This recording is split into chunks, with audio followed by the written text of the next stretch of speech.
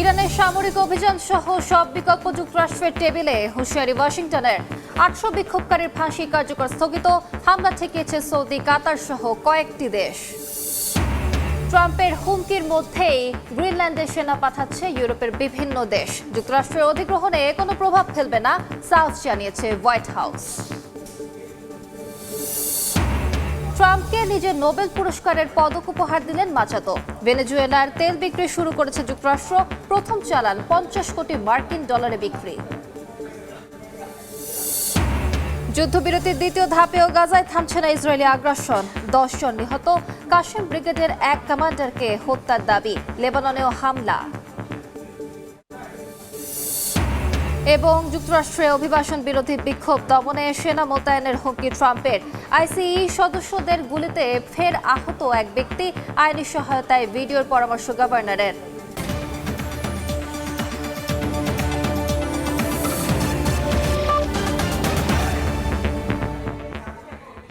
আন্তর্জাতিক সময়ের সঙ্গে আছি আমি আলিশা ইসলাম। শুরুতেই বেগম জিয়ার শোকসভা প্রসঙ্গ। সাবেক প্রধানমন্ত্রী বেগম খালেদা জিয়ার স্মরণে নাগরিক শোকসভায় সপরিবারে অংশ নিয়েছেন বিএনপি চেয়ারম্যান তারেক রহমান। জাতীয় সংসদ ভবনের দক্ষিণ প্লাজায় চলছে শোকসভা। যোগ দিয়েছেন বিভিন্ন দলের নেতৃত্ববৃন্দ সহ নানা শ্রেণী পেশার মানুষ। অনুষ্ঠান ঘিরে নেওয়া হয়েছে পর্যাপ্ত নিরাপত্তা ব্যবস্থা। আয়োজকদের পক্ষ থেকে জানানো হয়েছে, এটি কোনো রাজনৈতিক কর্মসূচি নয়, বেগম জিয়ার প্রতি জাতীয় পর্যায়ে শ্রদ্ধা নিবেদনের জন্য মানবিক এই উদ্যোগ। দেশনেত্রী বেগম খালেদা জিয়াকে নিয়ে স্মৃতিচারণ করেন বক্তারা।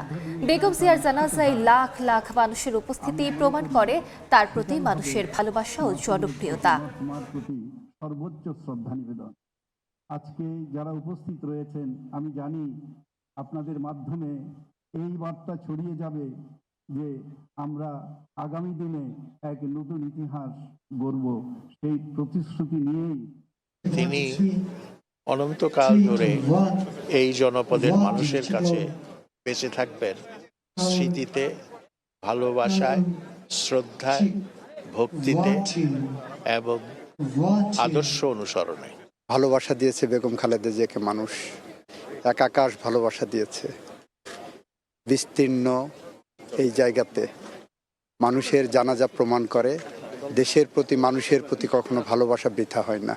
যে এই দেশটাকে রক্ষা করার জন্য যে অঙ্গীকার দরকার, সেই জন্য খালেদা জিয়া উৎকৃষ্ট একজন উদাহরণ। গণতন্ত্রের মা দেশনেত্রী বেগম খালেদা জিয়ার শোক সভায় তার রুহের মাগফিরাত কামনা করছি। এই মুহূর্তে সংসদ ভবনের দক্ষিণ প্লাজায় আছেন সহকর্মী মুরসালিন হক। সরাসরি যাচ্ছি তার কাছে। বেগম খালেদা জিয়া শিরোনামে জাতীয় সংসদের দক্ষিণ প্লাজায় যে নাগরিক শোক সভার আয়োজন হয়েছে, সেই শোক সভায় ঠিক 3টা বাজে পবিত্র কোরআন তেলাওয়াতের মধ্য দিয়ে এই শোক সভাটি শুরু হয়েছে এবং এরপরে একে একে বিশিষ্ট নাগরিক যারা রয়েছেন তারা কথা বলছেন। এবং এই মুহূর্তে মূলত যে বিষয়টি দেখা গেছে যে আসরের আজানের কারণে কিছুটা বিরতি দেওয়া হয়েছে, তবে এখন পর্যন্ত যারা কথা বলেছেন, নিউ এজ সম্পাদক নুরুল কবির, রাজনৈতিক বিশ্লেষক ফাহাম আব্দুল সালাম, বেগম খালেদা জিয়ার চিকিৎসক দলের প্রধান ডাক্তার FM সত্তার, আমার দেশ পত্রিকার সম্পাদক মাহমুদুর রহমান এবং এরপরে আইসিসি সভাপতি মাহবুবুর রহমান, ব্যবসায়িক প্রতিনিধি দলের পক্ষ থেকে তিনি কথা বলবেন। এখন আসরের নামাজের জন্য যে বিরতি, তার আগ পর্যন্ত যেটি দেখা গেছে যে বিশিষ্ট নাগরিক যারা এখন পর্যন্ত এই শোক সভায় কথা বলেছেন বেগম খালেদা জিয়ার স্মরণে, মূলত তারা এখন পর্যন্ত বেগম খালেদা জিয়ার যে রাজনৈতিক জীবন, তার যেই ত্যাগ এবং তার যেই শাসন প্রক্রিয়া, রাজনৈতিক যে চর্চা, এই সার্বিক বিষয়গুলো কিন্তু তারা প্রত্যেকেই তাদের নিজ নিজ যে অভিজ্ঞতা, সেই অভিজ্ঞতার প্রেক্ষিতে তারা তাদের বক্তব্যগুলো তুলে ধরেছেন। এবং এই তুলে ধরার প্রেক্ষিতে যে বিষয়টি তারা বলেছেন এখন পর্যন্ত যে দেশের নেত্রী হয়ে উঠেছিলেন বেগম খালেদা জিয়া। এটি মূলত প্রমাণ হয় তার জানা যায় যে মানুষের উপস্থিতি, সেই উপস্থিতির পক্ষ থেকে। এবং বিএনপির নেতৃবৃন্দরা বেগম খালেদা জিয়ার মৃত্যুর পরে যে শপথটি করেছিলেন যে বেগম খালেদা জিয়ার আদর্শেই যে রাজনীতি এগিয়ে নিয়ে যাবেন, সেই যে শপথ, সেই শপথটিকে ধরে রাখার জন্য কিন্তু এইখানে উপস্থিত যে বিশিষ্ট নাগরিক যারা রয়েছেন তারা কিন্তু আহ্বান জানিয়েছেন। বেগম খালেদা জিয়ার চিকিৎসক দলের প্রধান অধ্যাপক ডক্টর FM সাত্তার মূলত যে বিষয়টি তিনি ইতিমধ্যেই জানিয়েছেন, শেষ যে চিকিৎসার প্রক্রিয়াগুলো ছিল সেইখানে তিনি যুক্ত ছিলেন এবং যুক্ত থাকার প্রেক্ষিতে বিএনপির চেয়ারপারসন এবং সাবেক প্রধানমন্ত্রী বেগম খালেদা জিয়া যখন 2018 পরবর্তী সময় বন্দী ছিলেন, সেই সময়ে তার যেই চিকিৎসা চালানো হয়েছিল সরকারের চিকিৎসক দলের পক্ষ থেকে, সেই জায়গাটিকে কিন্তু তিনি প্রশ্নবিদ্ধ করেছেন। সেখানে চিকিৎসার কিছু ভুল পদ্ধতির কথা তিনি বলেছেন এবং তিনি সে সময়কার যে চিকিৎসার ব্যবস্থা নেওয়া হয়েছিল সেই ব্যবস্থাকে তদন্তের মুখোমুখি করার জন্য কিন্তু তিনি আহ্বান জানিয়েছেন। ছাড়াও আমাদের সম্পাদক মাহমুদুর রহমান তিনি বাংলাদেশের যে 100 বছরের ইতিহাস, সেই ইতিহাসে বিএনপি প্রতিষ্ঠাতা শহীদ রাষ্ট্রপতি জিয়াউর রহমান এবং সাবেক প্রধানমন্ত্রী ও বিএনপি চেয়ারপারসন বেগম খালেদা জিয়া দুজনকে 100 বছরের ইতিহাসে সর্বোচ্চ জনপ্রিয়তার শীর্ষ অবস্থান ছিলেন বলে তিনি মন্তব্য করেছেন। এবং যে বিষয়টি তিনি যা বলতে চেয়েছেন যে এই জনপ্রিয়তার মাপকাঠিটি যেভাবে দেখা গেছে যে একই রকম জনপ্রিয়তা নিয়েই তারা মৃত্যুবরণ করেছেন, যা পৃথিবীর ইতিহাসে কোথাও নেই বলে মন্তব্য আমার দেশ পত্রিকার সম্পাদকের। এবং তারেক রহমান বিএনপির চেয়ারম্যান তার উদ্দেশ্যে তিনি যে প্রত্যাশা জানিয়েছেন যে শহীদ রাষ্ট্রপতি জিয়াউর রহমান এবং বেগম খালেদা জিয়ার যেই সমুন্নত স্বাধীনতার যে পতাকাটি ধরে রাখার যে সংগ্রাম ছিল সারা জীবন, সেই সংগ্রামী জীবন যেন তারেক রহমান আরও এগিয়ে নিয়ে যান দলের নেতাকর্মীদের সঙ্গে নিয়ে দেশের মানুষের সামনে, সেই প্রত্যাশাও তিনি করেছেন।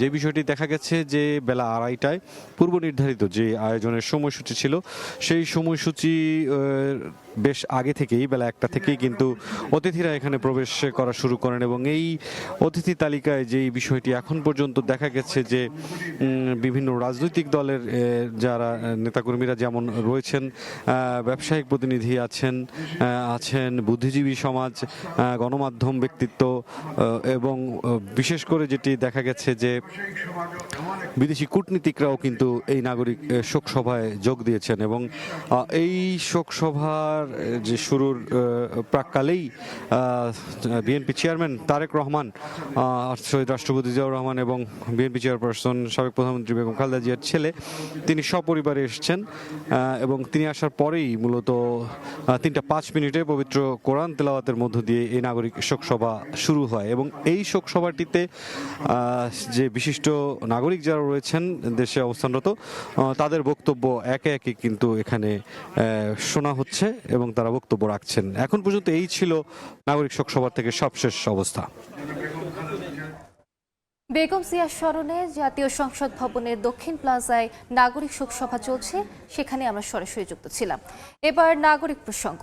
দমনপীড়ন ও হত্যাকাণ্ড বন্ধ না হলে ইরানের সামরিক অভিযান সহ সব বিকল্প টেবিলে রাখা হয়েছে বলে হুঁশিয়ারি দিয়েছেন ট্রাম্প প্রশাসন। এরই মধ্যে 800 বিক্ষোভকারীর ফাঁসির দণ্ড কার্যকর স্থগিত করেছে তেহরান।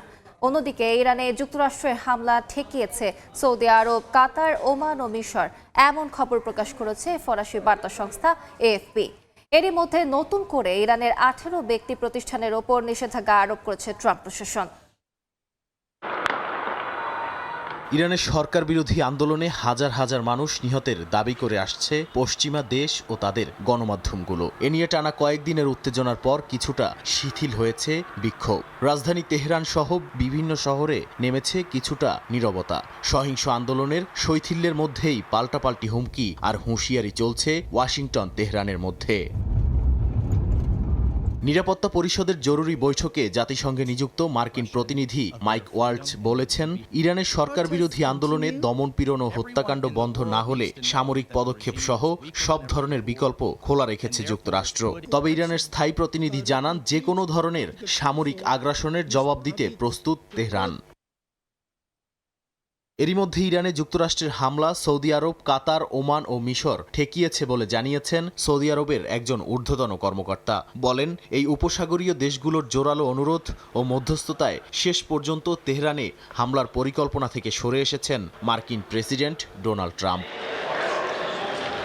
অন্যদিকে বিক্ষোভে অংশ নিয়ে গ্রেপ্তার 800 বিক্ষোভকারীর ফাঁসি কার্যকর স্থগিত করেছে ইরান। ট্রাম্পের প্রেস সেক্রেটারি ক্যারোলিন লেভিট বৃহস্পতিবার মার্কিন প্রেসিডেন্টের সরকারি বাসভবন হোয়াইট হাউসে আয়োজিত এক ব্রিফিংয়ে এ তথ্য নিশ্চিত করেছেন। মার্কিন প্রেসিডেন্ট এবং উপসাগরীয় মিত্রদের চাপে ইরানে পদক্ষেপ নিয়েছে বলেও জানান লেভিট।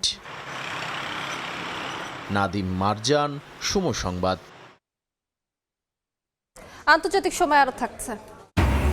দক্ষিণ কোরিয়ার সাবেক প্রেসিডেন্ট ইউন সুক ইয়োলের 5 বছরের কারাদণ্ড, গ্রেফতারি পরোয়ানায় বাধা দেওয়ার অভিযোগে দোষী সাব্যস্ত, আছে রায়ের বিরুদ্ধে আপিলের সুযোগ। পাকিস্তান, সৌদি আরব ও তুরস্কের মধ্যে একটি ত্রিপক্ষীয় প্রতিরক্ষা চুক্তি প্রক্রিয়াধীন রয়েছে বলে জানিয়েছে ইসলামাবাদ। প্রায় 1 বছর ধরে আলোচনা চলার পর খসড়া চুক্তি প্রস্তুত হয়েছে, তবে এখনো কোনো চূড়ান্ত স্বাক্ষর হয়নি। পাকিস্তানের প্রতিরক্ষা উৎপাদন বিষয়ক মন্ত্রী রাজা হায়াত হাররাজ জানিয়েছেন, 3 দেশের মধ্যে প্রস্তাবিত এই প্রতিরক্ষা চুক্তির খসড়া সব পক্ষের কাছেই রয়েছে। প্রায় 10 মাস ধরে এ বিষয়ে আলোচনা চলছে এবং চুক্তিটি সৌদি পাকিস্তান দ্বিপক্ষীয় প্রতিরক্ষা চুক্তির বাইরে একটি আলাদা উদ্যোগ। এদিকে ইস্তাম্বুলে এক সংবাদ সম্মেলনে তুরস্কের পররাষ্ট্রমন্ত্রী হাকান ফিদানও আলোচনার বিষয়টি নিশ্চিত করেন। তিনি বলেন, আঞ্চলিক নিরাপত্তা ও স্থিতিশীলতার জন্য বৃহত্তর ও অন্তর্ভুক্তিমূলক সহযোগিতা কাঠামো প্রয়োজন। স্টিলটেক মানে গুণগত মানের নিশ্চয়তা। It's all about stainless style. আন্তর্জাতিক সময় আরো থাকছে। ভারী তুষারপাতে নেদারল্যান্ডসে স্থবির জনজীবন, রেল ও বিমান চলাচল ব্যাহত। ইংল্যান্ডে বন্ধ শিক্ষা প্রতিষ্ঠান, মস্কোয় বরফে আনন্দে মেতেছেন পর্যটকরা। দক্ষিণ কোরিয়ার একটি আদালত দেশটির সাবেক প্রেসিডেন্ট ইউন সুক ইয়োলকে 5 বছরের কারাদণ্ড দিয়েছেন। স্থানীয় সময় শুক্রবার এ রায় দেয়া হয়। আদালত জানান, 2024 সালের ডিসেম্বরে সামরিক আইন ঘোষণার জেরে ইউনের বিরুদ্ধে যে গ্রেফতারি পরোয়ানা জারি হয়েছিল তা কার্যকরে কর্তৃপক্ষকে বাধা দিয়েছিলেন সাবেক প্রেসিডেন্ট। সরকারি নথিপত্র জাল ও মার্শাল ল জারির ক্ষেত্রে প্রয়োজনীয় আইনি প্রক্রিয়া অনুসরণ না করার অভিযোগেও ইউনকে দোষী সাব্যস্ত করা হয়েছে। জরুরি আইন জারির চেষ্টার পর ক্ষমতাচ্যুত হওয়ায় ইউনের বিরুদ্ধে এটিই প্রথম রায়। গ্রিনল্যান্ড নিয়ন্ত্রণে নিতে মার্কিন প্রেসিডেন্ট ডোনাল্ড ট্রাম্পের হুমকি ধামকির মধ্যেই দ্বীপটিতে সেনা পাঠাতে শুরু করেছে ইউরোপের বিভিন্ন দেশ। এদিকে ডেনমার্ক ও তার মিত্রদের এমন উদ্যোগও ট্রাম্পের গ্রিনল্যান্ড অধিগ্রহণে কোনো প্রভাব ফেলবে না বলে সাফ জানিয়েছে হোয়াইট হাউস। বেশ কিছুদিন ধরেই মার্কিন প্রেসিডেন্ট ডোনাল্ড ট্রাম্প কৌশলগতভাবে গুরুত্বপূর্ণ দ্বীপ গ্রিনল্যান্ড নিয়ন্ত্রণে নেয়ার বিষয়ে জোর দিয়ে আসছেন। এরই মধ্যে যৌথ মহড়ায় অংশ নিতে দ্বীপটিতে পৌঁছেছেন ফ্রান্স, জার্মানি সহ ইউরোপের কয়েকটি দেশের সেনারা। তালিকায় রয়েছে যুক্তরাজ্য, নরওয়ে, সুইডেন, ফিনল্যান্ড ও নেদারল্যান্ডসের নামও। দেখছেন আন্তর্জাতিক সময়। কয়েক ঘন্টা চেষ্টার পর নিয়ন্ত্রণে এসেছে দক্ষিণ কোরিয়ার রাজধানী সিউলের ঘনবসতিপূর্ণ এলাকার ভয়াবহ আগুন।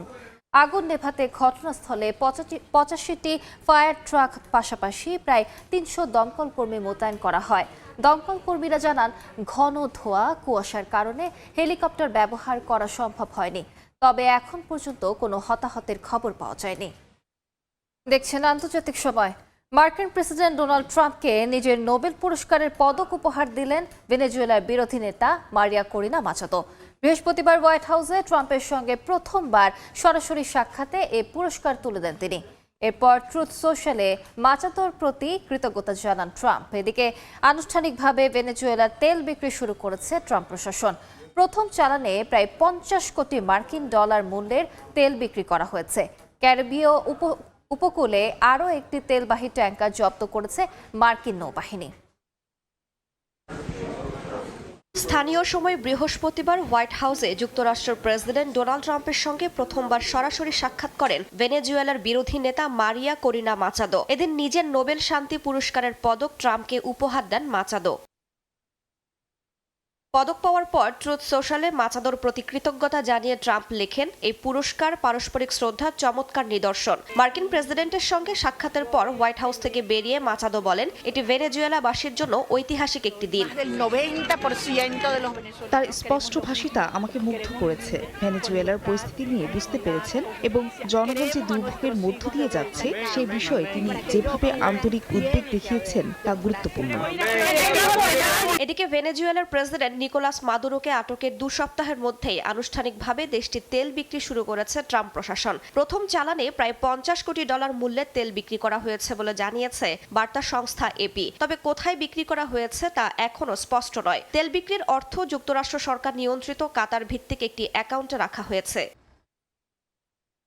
মার্কিন কর্মকর্তারা জানান, ভবিষ্যতে ভেনেজুয়েলার আরও তেল বিক্রি করা হবে। দেশটির তেল কোম্পানির শীর্ষ কর্মকর্তাদের সঙ্গে বৈঠকে ট্রাম্প আহ্বান জানিয়েছেন, ভেনেজুয়েলার জ্বালানি খাত চাঙ্গা করতে $100 কোটি বিনিয়োগ করা হোক। যদিও তেল কোম্পানিগুলো মনে করছে বড় ধরনের বিনিয়োগে যাওয়ার আগে নিরাপত্তা নিশ্চিত করা জরুরি।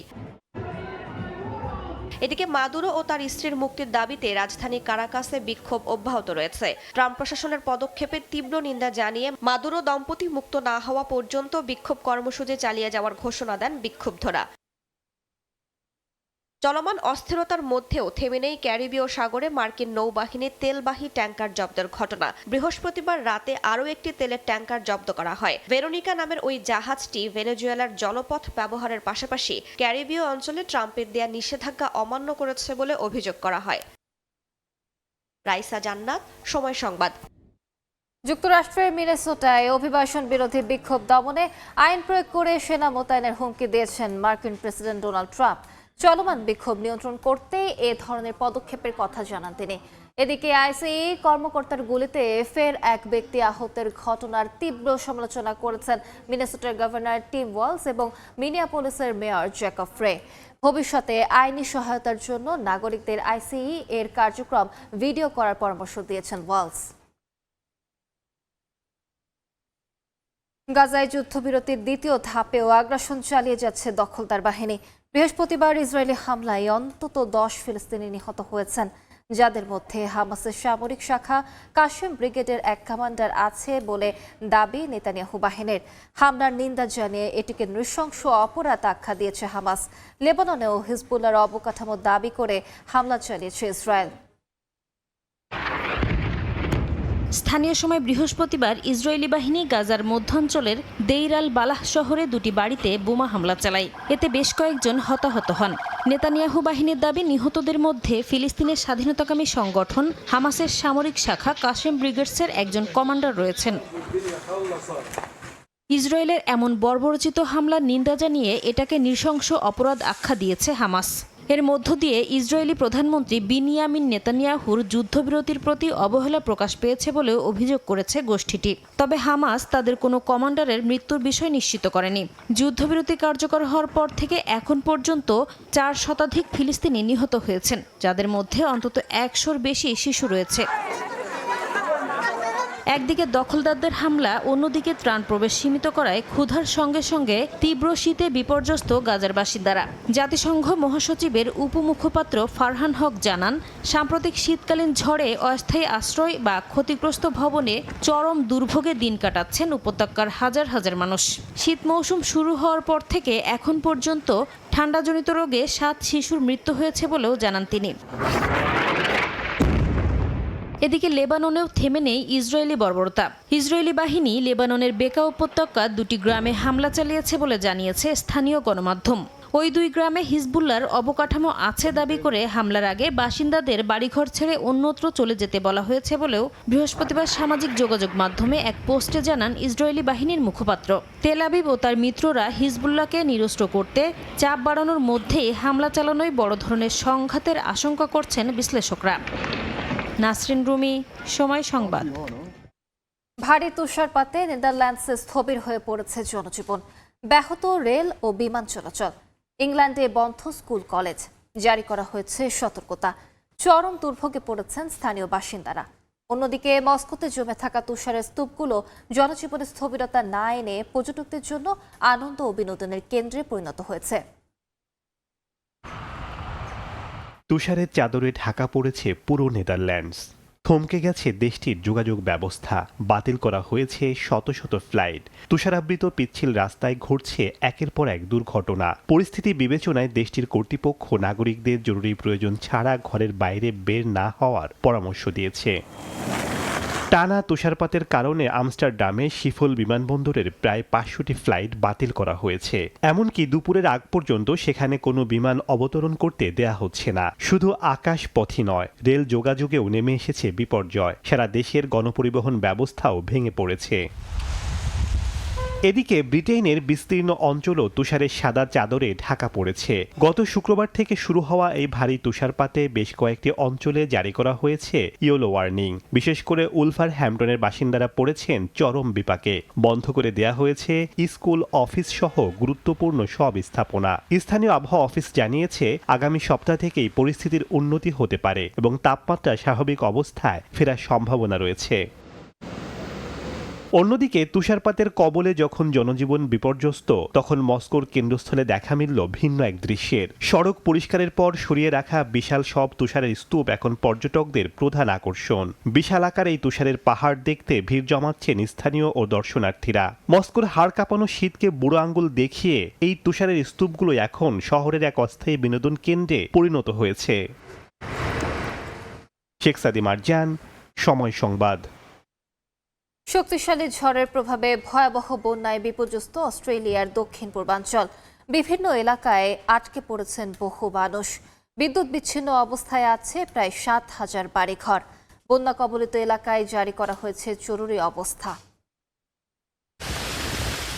স্থানীয় সময় বৃহস্পতিবার অস্ট্রেলিয়ার দক্ষিণ পূর্বাঞ্চলীয় ওয়াই রিভার অঞ্চলে আছড়ে পড়ে শক্তিশালী ঝড়। এর প্রভাবে হঠাৎ বন্যা দেখা দেয়। তলিয়ে যায় মাইলের পর মাইল ফসলি জমি, ডুবে যায় রাস্তাঘাট।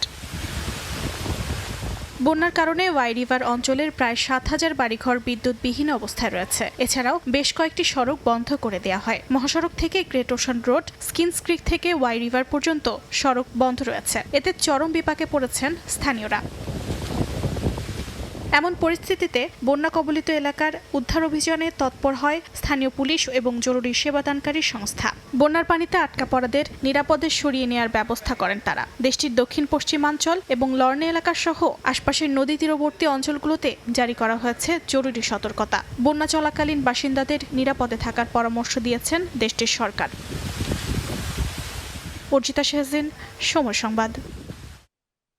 আন্তর্জাতিক সময়ের শীর্ষ সংবাদগুলো জানিয়ে দিচ্ছে আরেকবার। ইরানের সামরিক অভিযান সহ সব বিকল্প যুক্তরাষ্ট্রের টেবিলে, হুঁশিয়ারি ওয়াশিংটনের। 800 বিক্ষোভকারীর ফাঁসি কার্যকর স্থগিত। হামলা ঠেকিয়েছে সৌদি, কাতার সহ কয়েকটি দেশ। ট্রাম্পের হুমকির মধ্যেই গ্রিনল্যান্ডে সেনা পাঠাচ্ছে ইউরোপের বিভিন্ন দেশ। যুক্তরাষ্ট্রের অধিগ্রহণে কোনো প্রভাব ফেলবে না, সাস জানিয়েছে হোয়াইট হাউস। এবং ট্রাম্পকে নিজের নোবেল পুরস্কারের পদক উপহার দিলেন মাচাতো। ভেনেজুয়েলার তেল বিক্রি শুরু করেছে যুক্তরাষ্ট্র। প্রথম চালান 50 কোটি মার্কিন ডলারে বিক্রি।